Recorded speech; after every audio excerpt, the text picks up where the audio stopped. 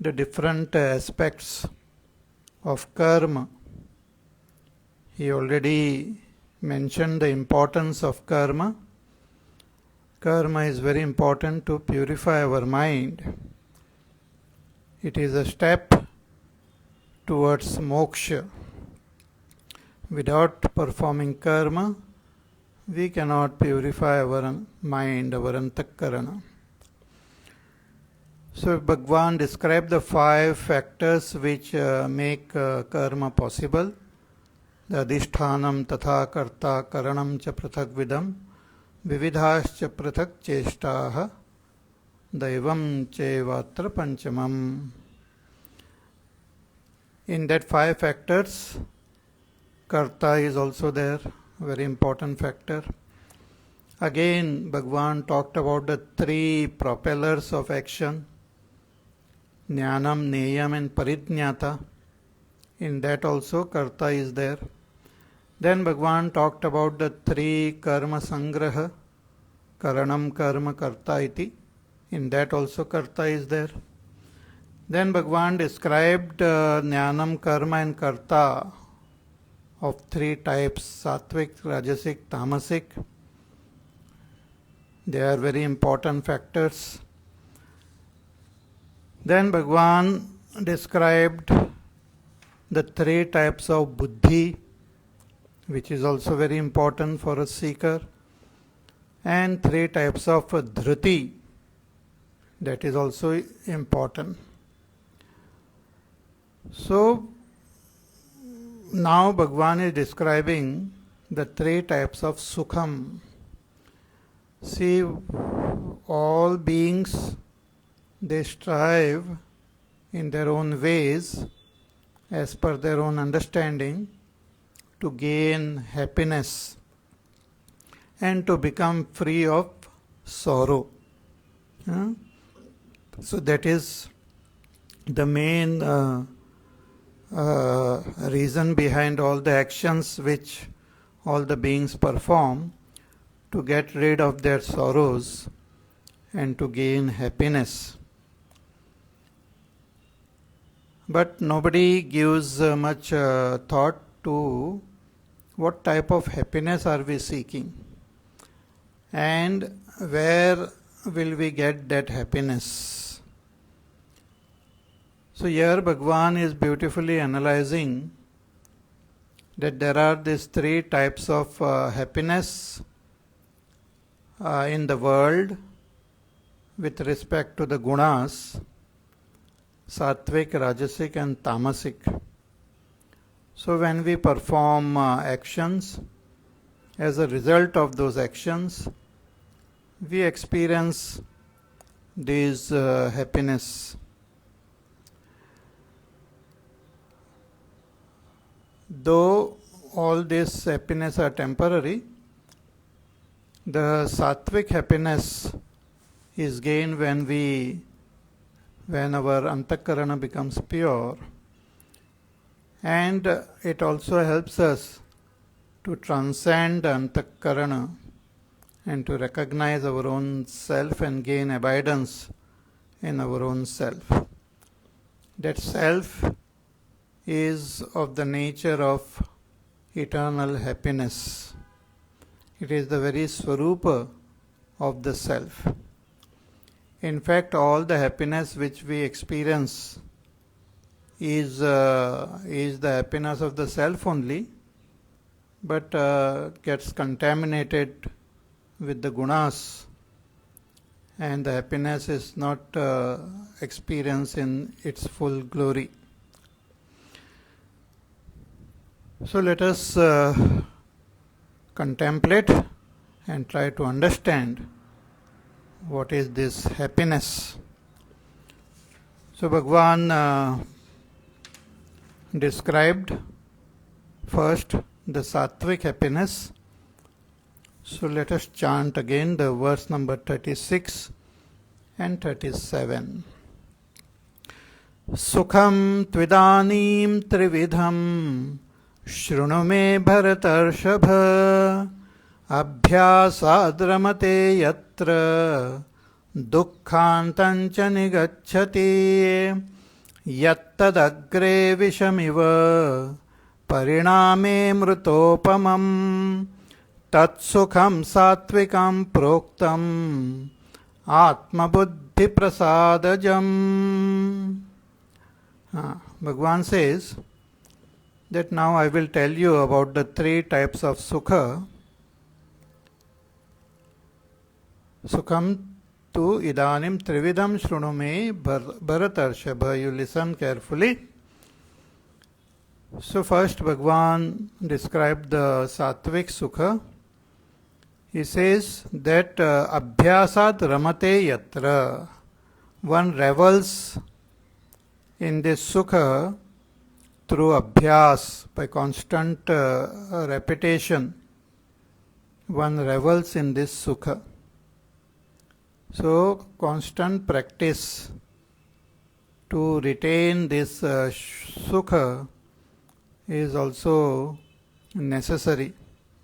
So when we do abhyas regularly, and one can revel in this sattvic sukha. Also, another characteristic of this sattvic sukha is that dukkhantancha nigacchati, that one becomes free of all dukkha. See, we experience dukkha at various levels. The Shastras, they talk about it as tapa, as adhyatmik tapa, adi bhautik tapa, and adi daivik tapa. Means the sorrow caused by our own body, mind, senses. When we are sick, when we have some ailment, then we suffer. Also, when there is some agitation, some problem with our mind, that time also we suffer. If we have some misunderstanding, some fear, some other trouble in our mind, then also we suffer. So this whole suffering as though comes from our own body and mind, our own upadhis. So it's adhyatmic tapa, it is called. Then we also experience suffering from the world around us, sometimes from our own family members, also from the neighbors, from the environment, from the birds, animals. So from the environment around us, we experience, they become the nimitta for our sorrow and pain. So that is adi bhautik tapa, it is called.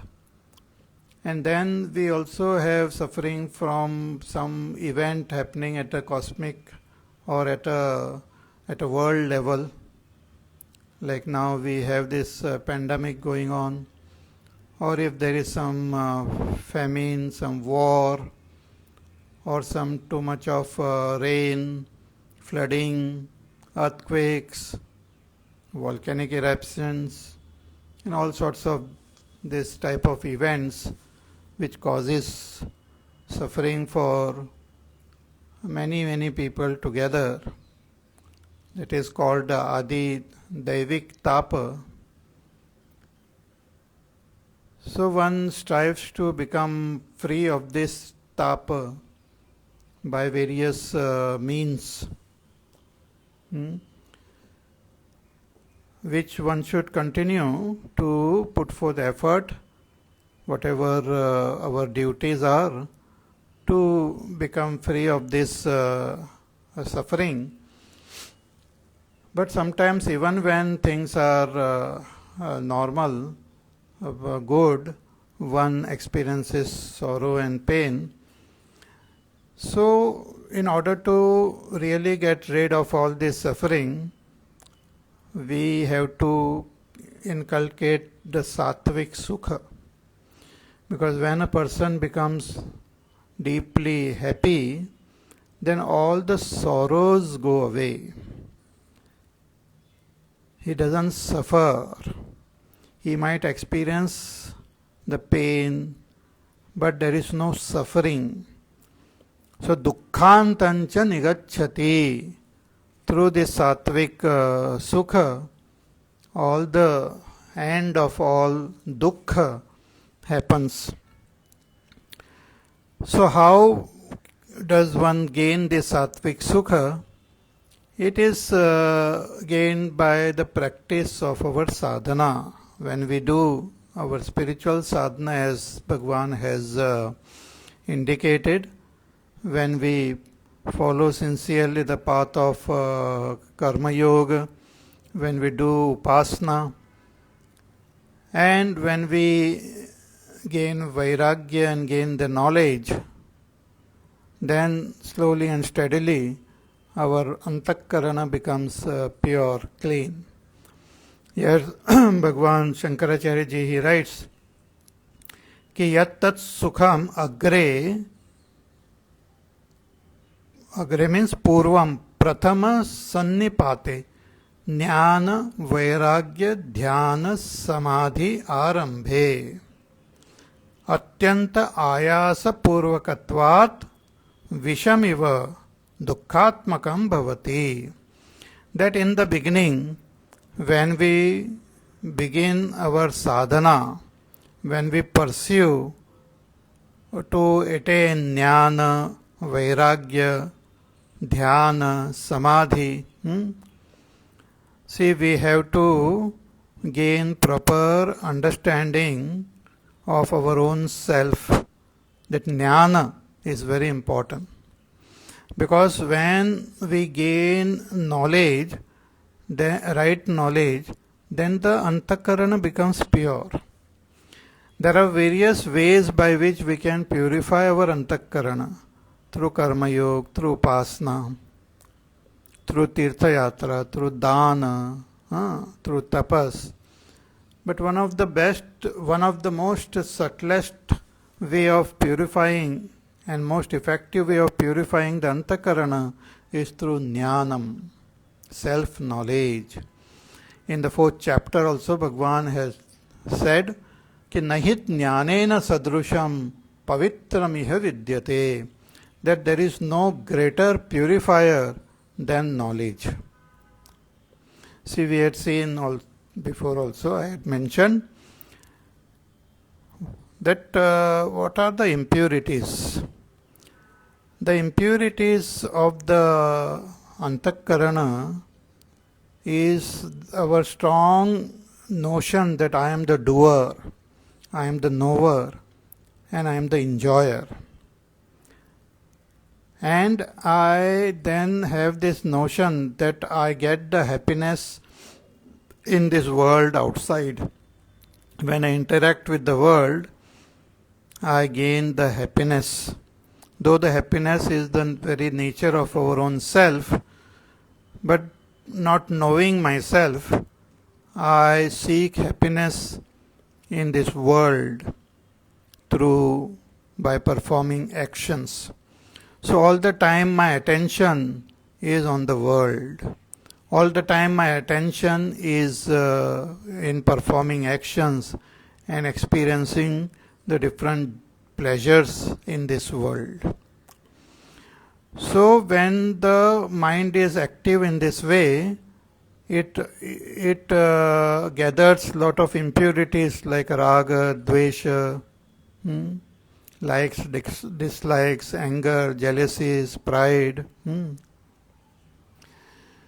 So when we pursue to gain proper understanding of this world, that we are trying to seek happiness in this world, but what is the nature of this world?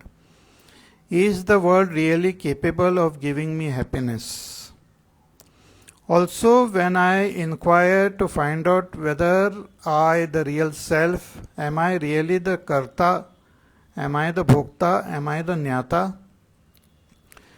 When I inquire and learn from the teacher in the Shastra, I come to understand, gain that conviction that this world which I am seeing, the outer names and forms, they don't contain that happiness. The happiness is the very Swarupa of that Brahma which is expressing as this world. Also, I am not the doer, knower, enjoyer. So when our intellect gains this understanding deeply, it stops indulging in those activities automatically. Means the intellect withdraws from all these pursuits because it has understood. When that understanding happens, it withdraws automatically. That is the beauty of that understanding. For example, if you see a nice apple on the table and you want to eat it, you have the desire that let me eat this apple, I will gain happiness by eating this apple. Then you just pick up that apple and take a bite. When you take a bite, you come to realize that that apple is artificial. It is made up of wax. So as soon as you get a taste of that wax, you just drop that apple there. Thereafter, once you have that deep understanding that that apple is made up of wax, that it doesn't have that sweetness which I want, your buddhi will not go there. It will not think about that apple because it has understood.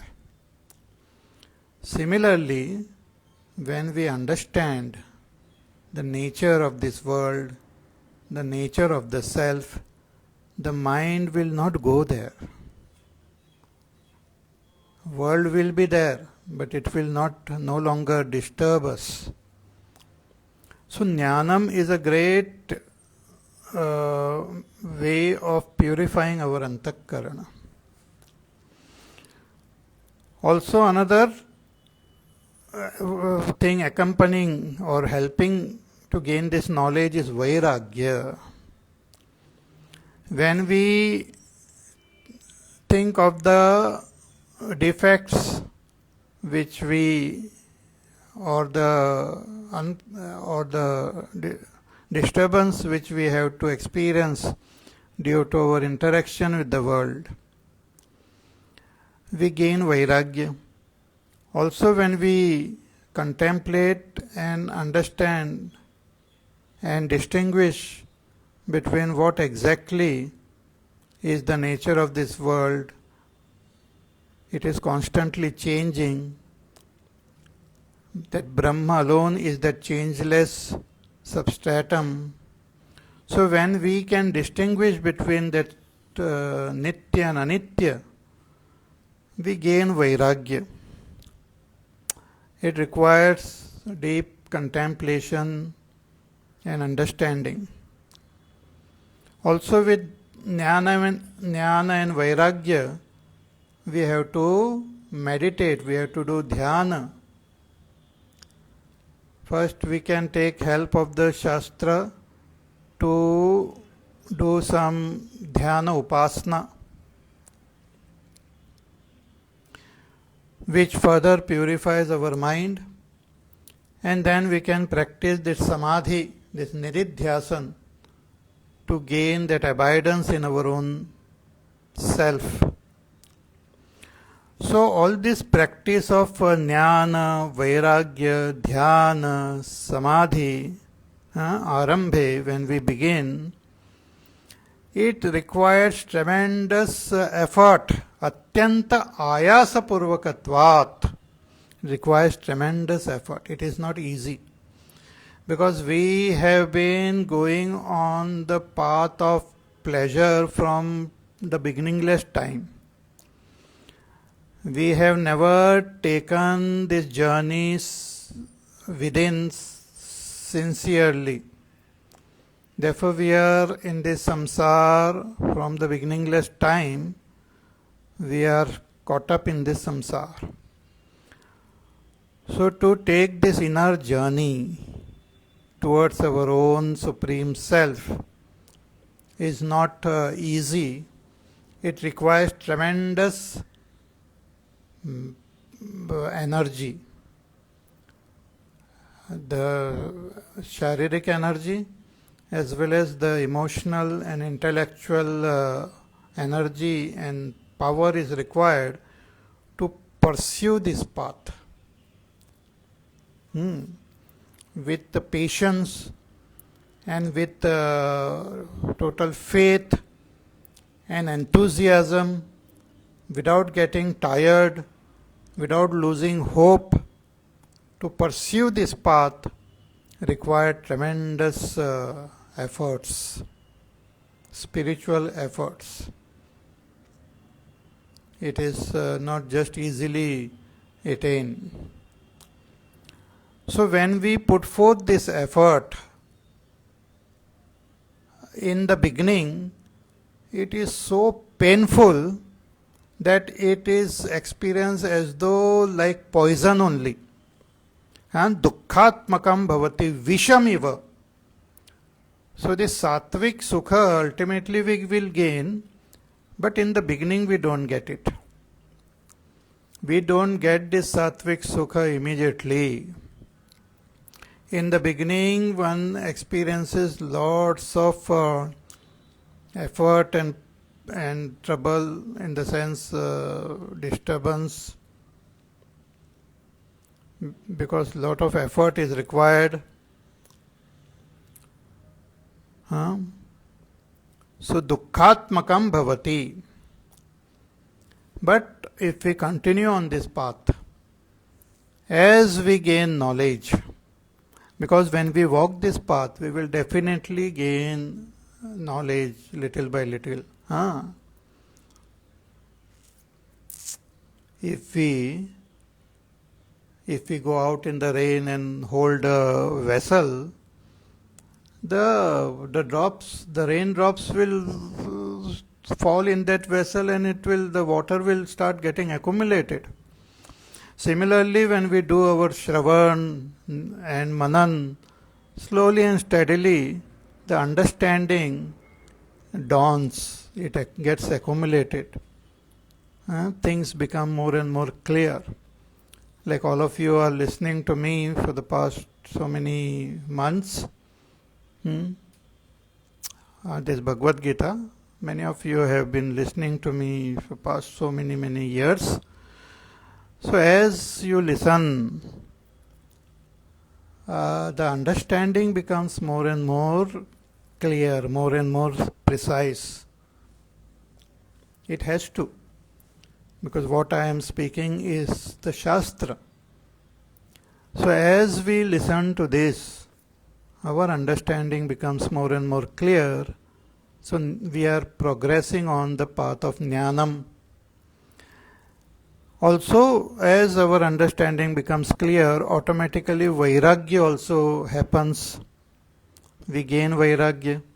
We lose attraction to so many things of this world where other people rush. One feels more comfortable, more happy, more at peace, just being with oneself. Our happiness doesn't then depend on some parties, some interacting with people, or going out in indulging with some sense objects, but one feels a deep sense of peace and joy just being with one's own self. That is the sign of Vairagya only. Then when we have these qualities, we meditate, and our meditation also becomes more and more stable, more and more firm. Thereafter we can pursue the path of nididhyasan, samadhi. Our samadhi also becomes steady. So Bhagavan says कि in the beginning one might experience this sattvic sukha not as sukha, as poison only, but pariname, but the result will be like amrut, like nectar, like bliss, joy, happiness, a deep inner peace and quietude, the peace that passeth all understanding, as they say. The joy which one experiences, the sattvic joy, is unlike the rajasic and tamasic. It is totally different. And once one gains a taste of this sattvic joy, one will gain more vairagya towards the world, towards the pleasures, will automatically withdraw oneself from rajasic and tamasic pursuits. Like we hear the words of so many saints, sages, devotees.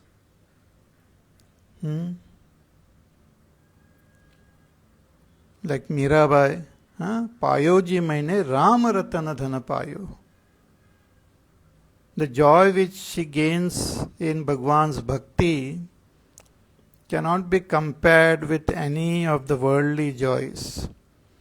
Tulsidas ji writes that once we gain this sattvic happiness, then the rasa which we have towards eating and towards other worldly pleasures will automatically go down, means it will become nirasa. They will lose their attraction. That doesn't mean we will stop eating, but our eating will be just to keep ourselves alive. We will eat to live, not live to eat.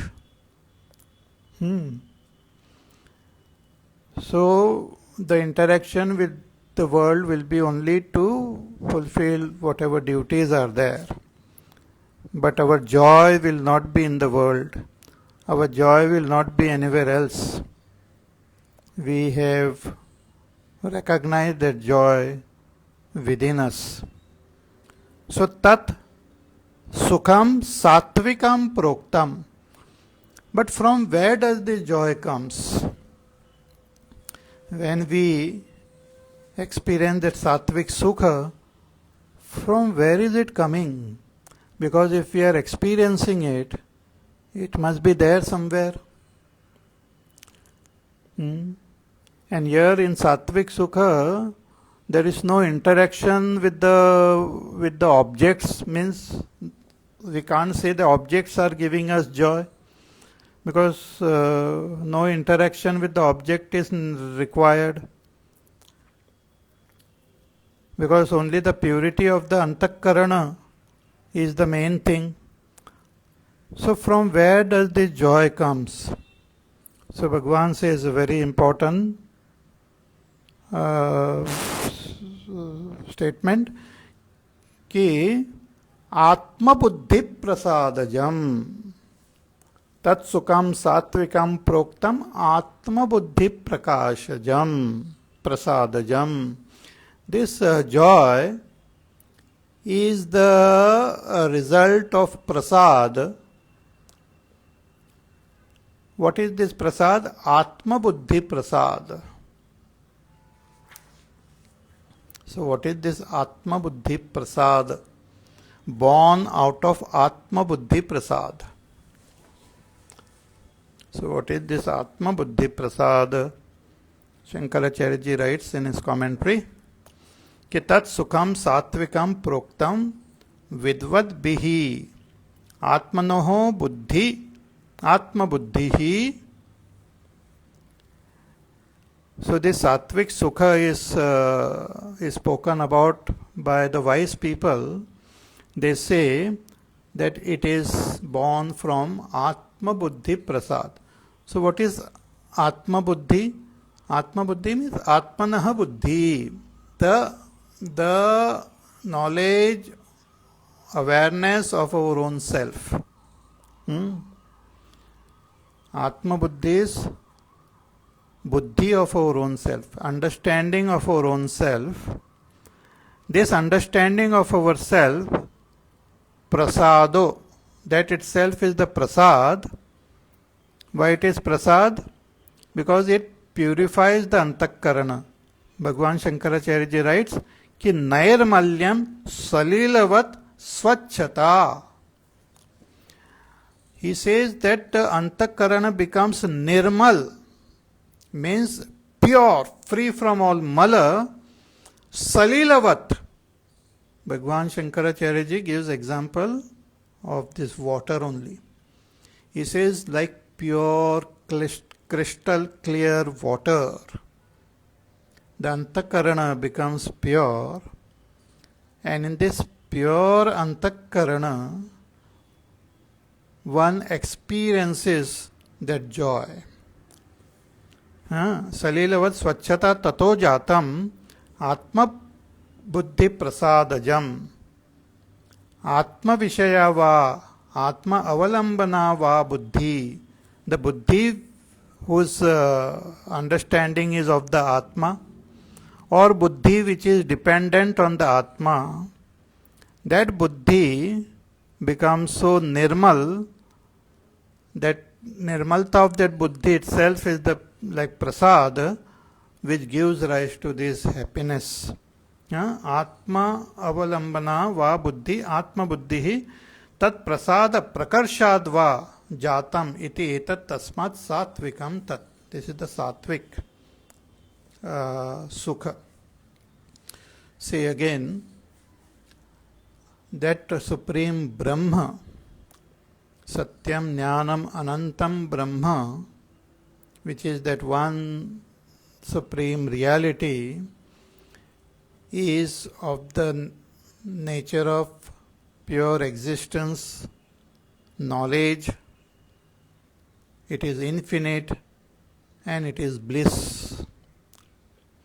This world which we experience is of the nature of that Brahma only.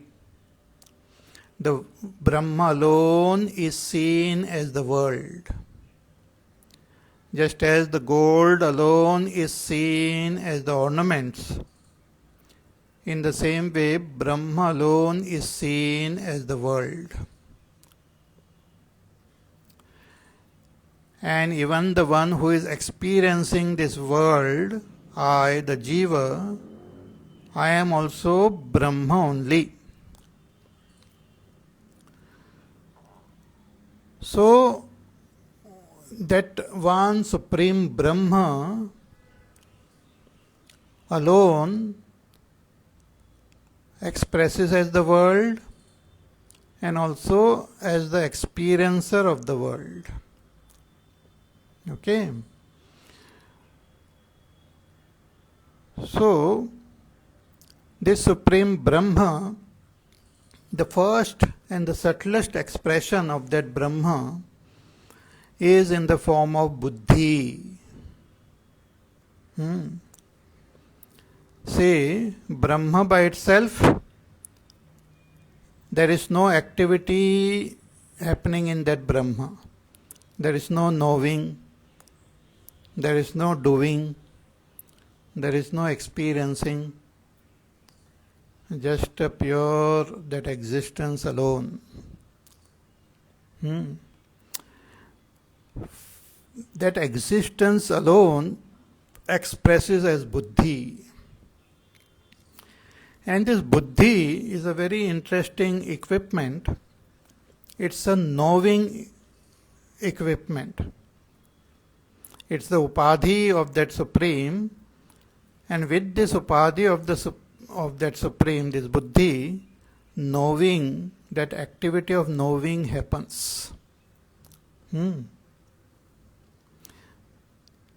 See, for example, what you call, we have this, we have our eyes. With the help of our eyes, we see.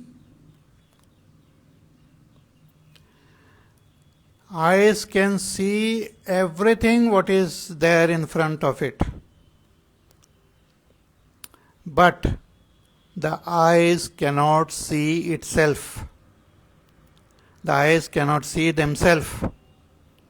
Eyes can see everything, but eyes cannot see themselves. I can't see my eyes with my eyes, but I can see everything with my eyes. So if I want to see my eyes, I have to have some equipment with which I can see. And what is that? The mirror.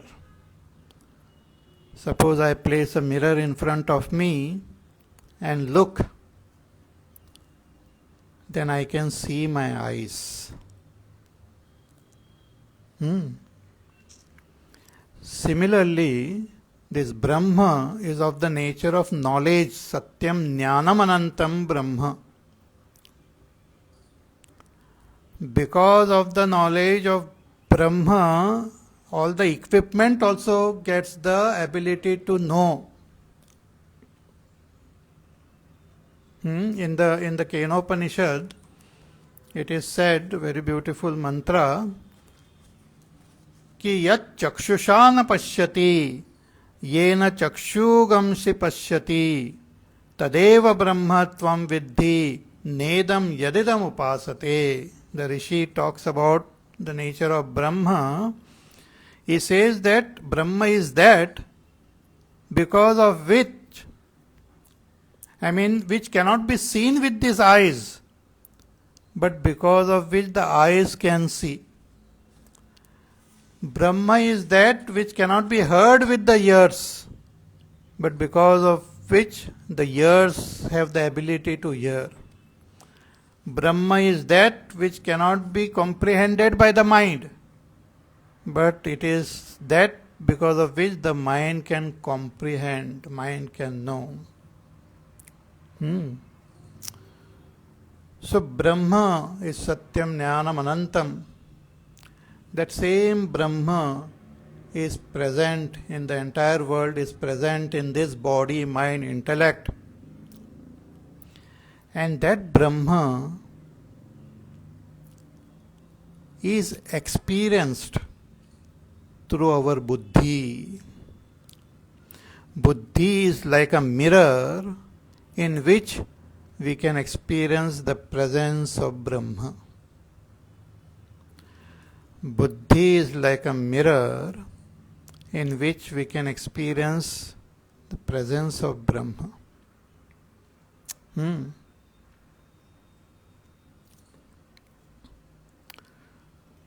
So, it's a very interesting but subtle points. If you can comprehend, it will be nice. So, again to take this example, so this glass is like that Atma, and this water is like Buddhi.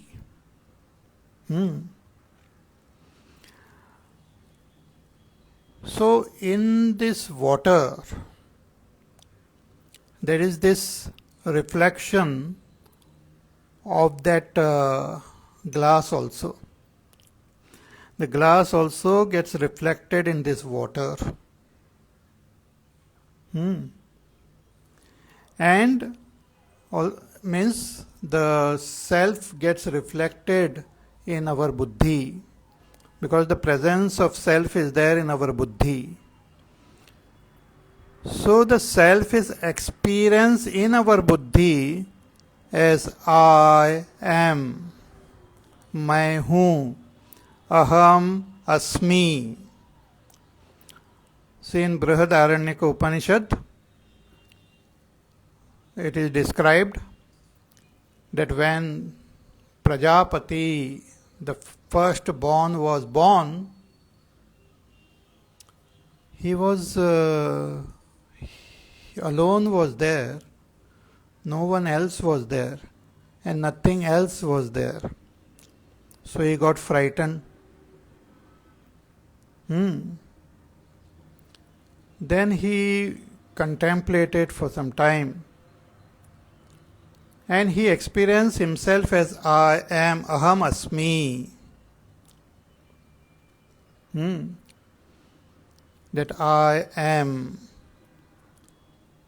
In his buddhi, he experienced his own presence as I am.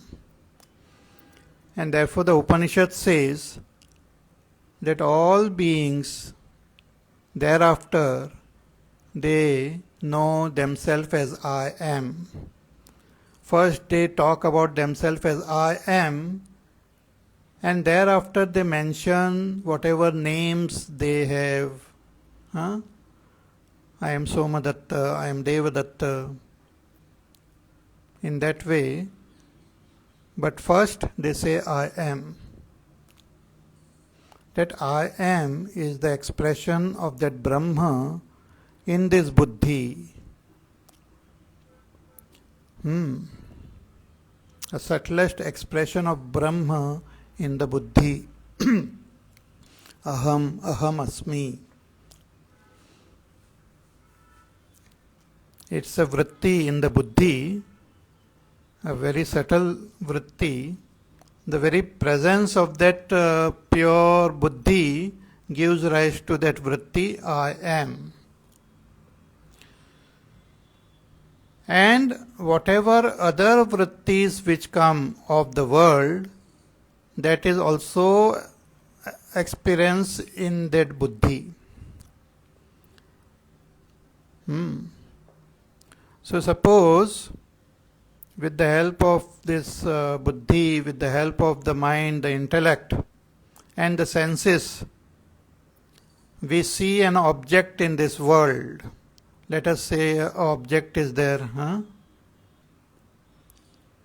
A kaju is there, cashew nut. So it is outside. So we see it with our eyes. Then what happens? A similar image gets created in our buddhi as it is outside. So when that image gets created, we say we have gained the knowledge of that object. That is how we gain knowledge of the objects of this world. Images are created in the buddhi as the objects are. So all these images of the objects of the world, they are the vrittis, they are called vrittis. They are all idam, idam, idam vritti. This. So this is. But that presence of that self creates a vritti which is I vritti. Aham, मैं. So the presence of Atma creates a vritti of aham, and the presence of this world creates a vritti of idam in the buddhi. Naturally. That is the way the buddhi is. So when I interact with the world through my senses, all of them create this, through them these vrittis get created. So when I hear some sound, similar sound vritti gets created in the antakarana. Then I say I hear it. Hmm? See, for example, suppose I am speaking to someone on my phone. I call my friend who is in some other city and I speak to my friend. So when I call that my friend, I can hear his voice. I can recognize his voice. I know my friend is speaking to me. He also recognizes my voice. But really speaking, what is happening? My friend is speaking into his phone. His voice is getting converted into some electrical signals. And those signals somehow reaches my phone and gets reconverted into sound. And those sound I hear. I am not hearing exactly the voice of my friend because it is very far away. I am hearing the sound recreated in my phone. And then I say, I hear my friend. Similarly, the sound, the taste which is there in the world gets recreated in our antakarana through the senses, and I gain the experiences of them. So in my buddhi, I get the experience of idam and aham.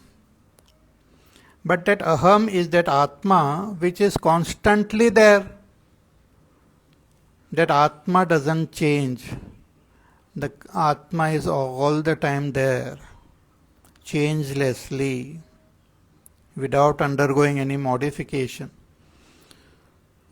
So the aham vritti of that atma is always there. So as soon as my buddhi wakes up, aham vritti also wakes up. When I go to sleep, means when the buddhi goes to sleep, there is no aham vritti, there is no idam vritti. Atma is there, world is there, but no experience is happening. Neither the experience of Atma nor the experience of the world is happening. Because all experiences we are having through the buddhi. So buddhi is not functioning in deep sleep. So no experience of the Atma is there. But when the buddhi wakes up, the experience of aham also wakes up, and experience of idam is there. So these two types of vrittis are there. Aham vritti and idam vritti, both of them are in the buddhi. In the pure buddhi, there is only aham vritti, and whatever idam thoughts come, that idam vritti is also there.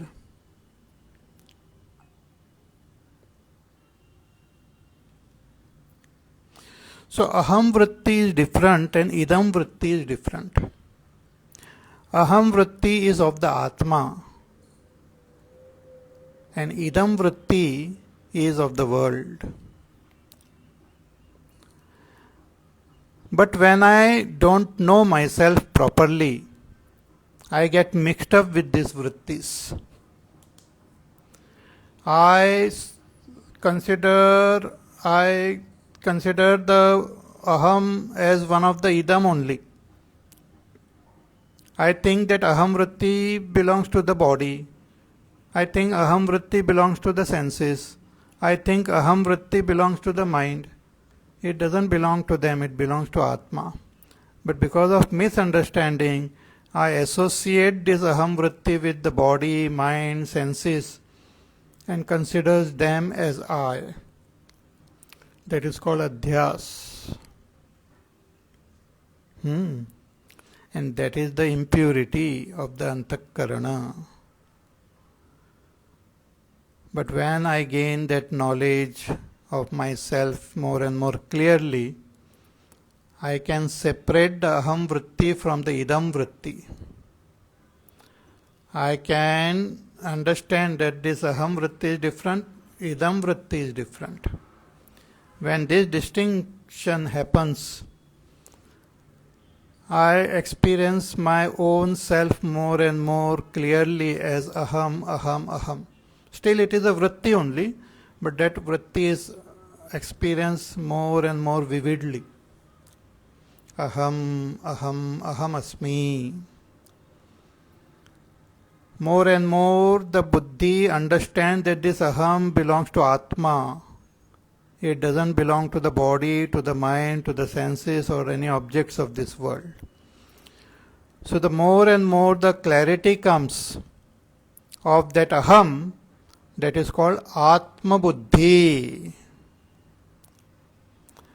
And as the clarity becomes more and more defined, proper, the antakarana start becoming more and more pure, like water, clear water. And as it start becoming pure, we start experiencing the joy of our own self, because it is not getting disturbed by adhyas. The inner joy doesn't get disturbed by adhyas. See, we don't have to negate the world. We don't have to fight with the world. We have to just understand the distinction properly. So when that Atma Buddhi takes place, Antakarana becomes pure, and that in pure Antakarana, that prasad that is called prasad, and through that prasad we experience that inner joy, the joy of our own self, which doesn't require any object, which doesn't require anything, and which doesn't get disturbed by the disturbance of the body, the mind, the senses, because it is not depending on all of them. It is the joy of my own self, which is present all the time, but is not recognized when the antakarana is impure.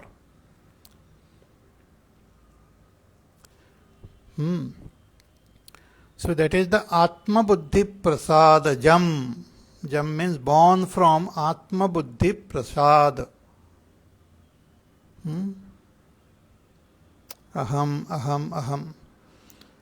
As Bhagwan Ramana Maharshi says, कि मानसम तो किम मार्गणे कृते नैव मानसम मार्ग आर्जवात.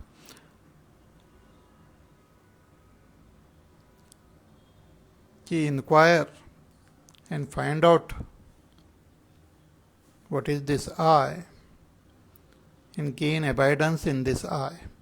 Vrittayastvaham vrittimashritaha vrittayo mano vidya aham manaha.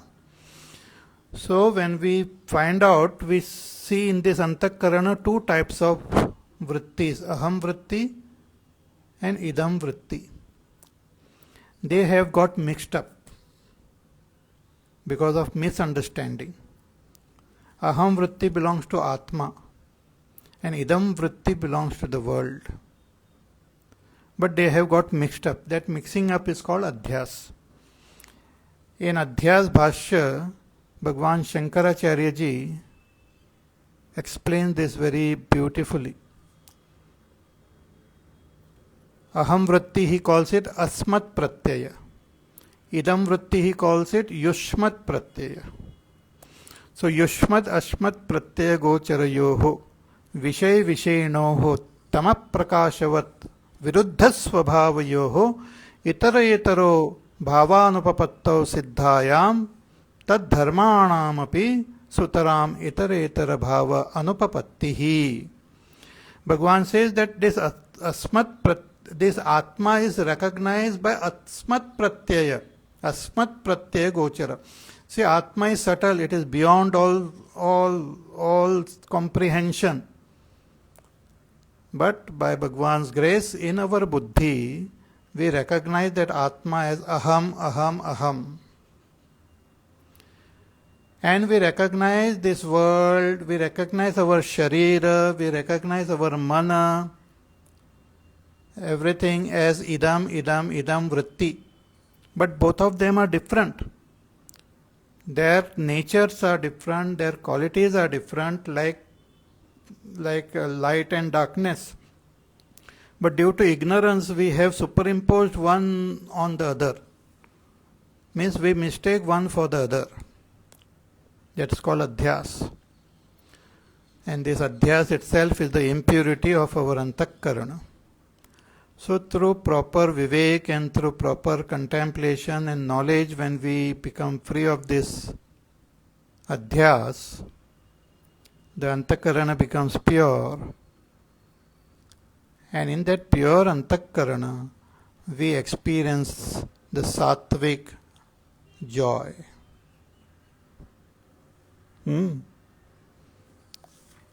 So yattad akare. So in the beginning it is like poison only, because all this is tough. To understand it's tough. To pursue this path is tough. So in the beginning it is like poison. But as you proceed further, you will start experiencing that joy more and more and more. Okay? So more about this we will see in our class tomorrow. So till then, you take care, be happy, safe, peaceful, healthy. Do your work, do your sadhana, and listen to this pravachan again. And contemplate and understand. It's very simple. It might appear very complex, but it's very simple. So understand properly. So that itself is your sadhana, to understand. Okay? And we shall meet again tomorrow. Hari Om. Shri Ram Jaya Ram Jaya Jaya Ram. Shri Ram Jaya Ram Jaya Jaya Ram. Shri Ram Jaya Ram Jaya Jaya Ram. Shri Ram Jaya Ram Jaya Jaya Ram. Shri Ram Jaya Ram Jaya Jaya Ram. Shri Ram Jaya Ram Jaya Jaya Ram. Shri Ram Jaya Ram Jaya Jaya Ram. Shri Ram Jaya Ram Jaya Jaya Ram. Shri Ram Jaya Ram Jaya Jaya Ram. Shri Ram Jaya Ram Jaya Jaya Ram. Shri Ram Jaya Ram Jaya Jaya Ram. Shri Ram Jaya Ram Jaya Jaya Ram. Shri Ram Jaya Ram Jaya Jaya Ram. Shri Ram Jaya Ram Jaya Jaya Ram. Shri Ram Jaya Ram Jaya Jaya Ram. Shri Ram Jaya Ram Jaya Jaya Ram. Jaya Jaya Ram, Jaya Jaya Ram. बोलिए सियावर रामचंद्र भगवान की जय. ओम पूर्णमदः पूर्णमिदं पूर्णात् पूर्णमुदच्यते पूर्णस्य पूर्णमादाय पूर्णमेवावशिष्यते. ओम शांति शांति शांतिः. हरिः ओम. श्री गुरुभ्यो नमः. हरिः ओम.